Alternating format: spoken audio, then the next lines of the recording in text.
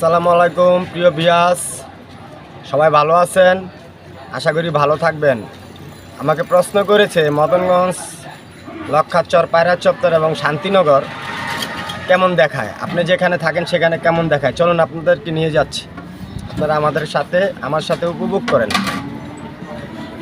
এটা হলো মদনগঞ্জ বটতলা, দেখছেন?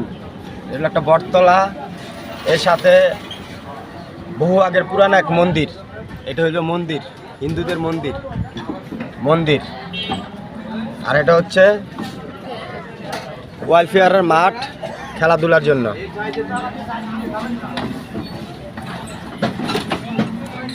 এই যে এটা হলো সেই ঐতিহাসিক হিন্দুদের মন্দির, বহুত পুরানা। এখন নিয়ে যাচ্ছি পায়রা চত্বরের কাছে। এটা হলো ওয়েলফেয়ারের মাঠ, এখানে বিভিন্ন খেলাধুলা সম্পন্ন একাডেমি অনেক কিছুই হয়। তো এর সাথে আছে বসুন্ধরা কোম্পানি, সিমেক্স কোম্পানি। ওটা আরেকদিন আপনাদেরকে দেখাবো। এখন চলুন আমরা পায়রা চত্বরের দিকে চলে যাই। প্রিয় বন্ধুরা, অ্যাকচুয়ালি মানুষের সম্পর্কে না জেনে না শুনে কোনো কিছু মন্তব্য করা ঠিক না। কেননা আপনি যাকে খারাপ ভাবছেন সে হয়তো অনেক ভালো হইতে পারে। তা আপনার পরিবেশের সাথে অনেক মানুষ যারা আপনার সমাজে বাস করে তারা হয়তো জানে না, কিন্তু বাস্তবে আল্লাহ তো জানে ওই লোকটা কীরকম, কী অবস্থা। মানুষের সম্পর্কে না জেনে না শুনে কোনো কিছু মন্তব্য করা ঠিক না, এটা আল্লাহ পাকের ঘোষণা। তো আজকে আমি এর জন্য দেখাতাম যে আমাদের এলাকা এবং মহল্লাটা কেমন দেখায়, সেজন্য আপনাদেরকে উপভোগ করার জন্য নিয়ে যাচ্ছি। আপনারা আমার সাথে থাকেন, আসুন আপনাদেরকে দেখাচ্ছি।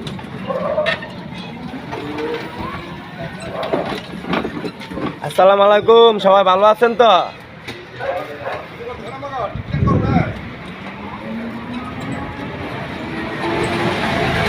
প্রিয় বন্ধুরা, এটা হলো বিখ্যাত এক গরুর খামার। এখান থেকে এই খামার থেকে আপনি যে গরুর দুধ সংগ্রহ করতে পারবেন যে কোনো সময়। আপনার কতটুকু প্রয়োজন লাগবে দুধ, কতটুকুই পাবেন। চলুন আরেকটা জিনিস দেখাই।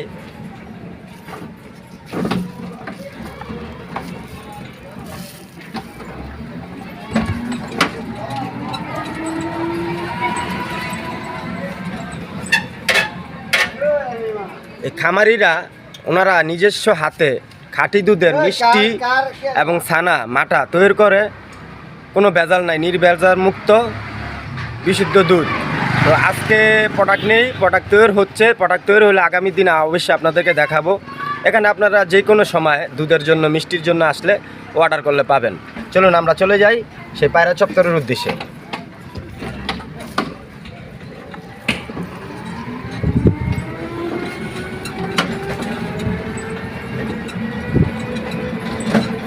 প্রিয় বন্ধুরা, জীবন এমন একটা জিনিস যে আপনি জীবনকে যদি গুটিয়ে নিয়ে বসে থাকেন তাহলে আপনি অন্ধকার দেখবেন না। বাস্তবতাই মানুষের জীবনে সবসময় অন্ধকারে বসে থাকবেন না, আলোর মুখে বেরিয়ে আসবেন, তাহলে আপনি নিজেকে খুঁজে পাবেন।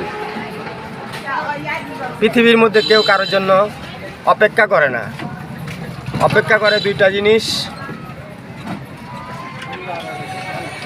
এটা হলো পায়রা চত্বর। চলুন আমরা শান্তিনগর নিয়ে যাচ্ছি।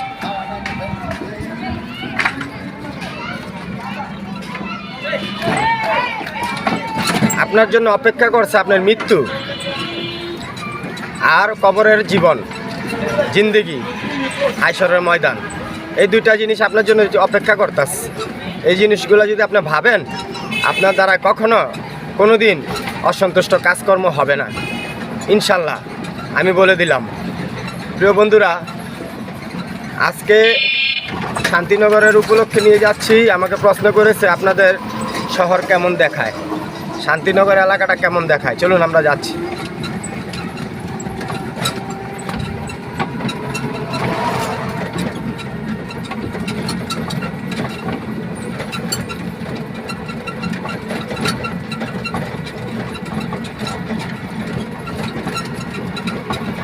এই হচ্ছে শান্তিনগর, চলে আসলাম। এখন ধীরে ধীরে আমরা শান্তিনগরের ভিতরে যাব এবং এখানকার পরিবেশ সম্পর্কে আমরা জানব।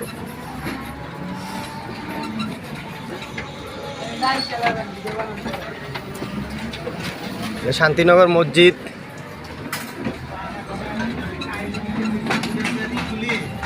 এই শান্তিনগর চলে আসলাম।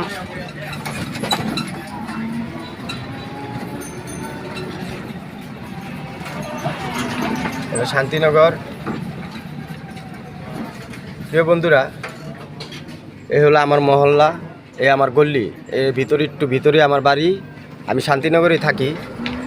ইনশাল্লাহ সবাই আমার জন্য দোয়া করবেন। এখানে আস্তে আস্তে ডেভেলপ হচ্ছে দোকানপাট।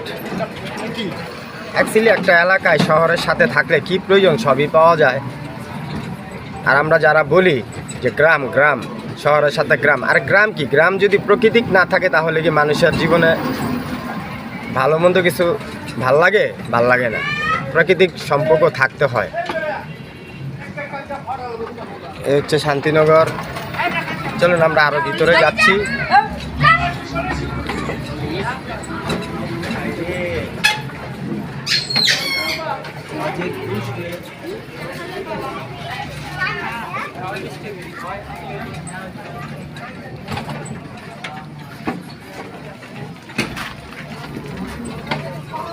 বন্ধুরা, কিছু দেখতে হলে কিছু ধৈর্য ধরতে হয়। আমিও তো আপনাদেরকে দেখানোর জন্য চেষ্টা করতেছি।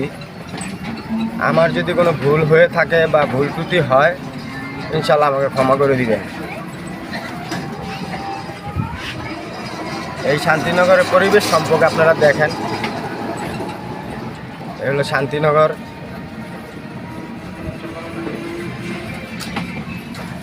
আর শান্তিনগর এলাকাটা নারায়ণগঞ্জের শেষ বর্ডার, এরপর আর কোনো গ্রাম নেই। শান্তিনগরের পর আর কোনো গ্রাম নারায়ণগঞ্জের নেই, এটাই শেষ। তারপরে আছে নদী আর পানি।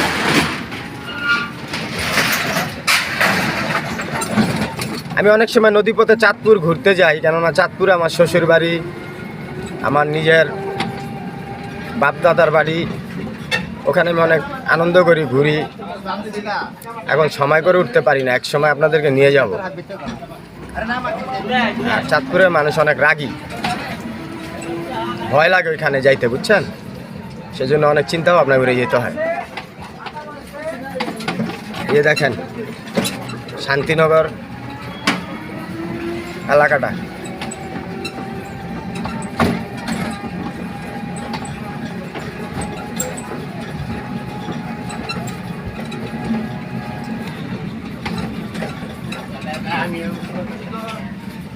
প্রিয় বন্ধুরা, এটাও একটা পর্যটকের থেকে কোনো অংশে কম নয়।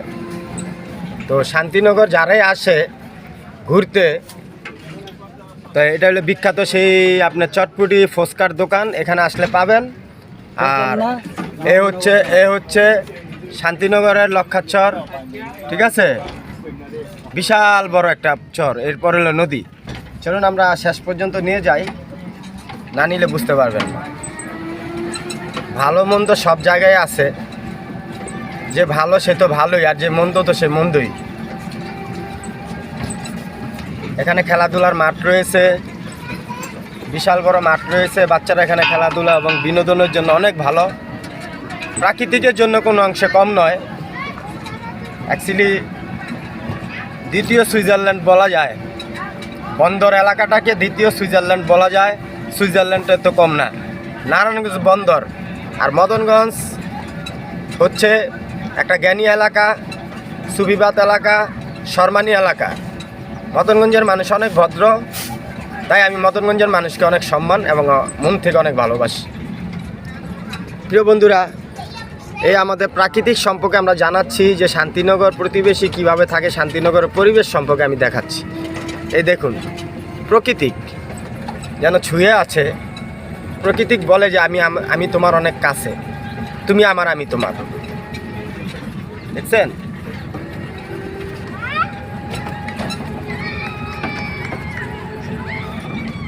কত সুন্দর জায়গা, আপনি না আসলে বুঝতেই পারবেন না।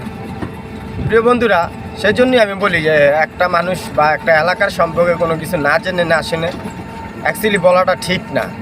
কেন নয়, ভালো মন্দ আমার নিজের কাছে, আমি আরেকজনকে কেন দায়ী করব। সম্মানিত ভিউয়ার্স, আজকে এ পর্যন্তই। আমি শান্তিনগর এবং লক্ষাচরের শেষ পর্যায়ে চলে এসেছি। এটা হলো গুচ্ছগ্রাম আশ্রয় প্রকল্প। তো আমি মোহাম্মদ ফিরোজ বাবু, নারায়ণগঞ্জ বন্দর মদনগঞ্জ শান্তিনগর থেকে কথা বলছি। আজকের মতো রেখে দিলাম। তো ভালো লাগলে আমাকে কমেন্ট করবেন ইনশাল্লাহ। তো রেখে দেই। প্রিয় বন্ধুরা, আসসালামু আলাইকুম। আমি ফিরোজ বাবু, সবাই আমার জন্য দোয়া করবেন।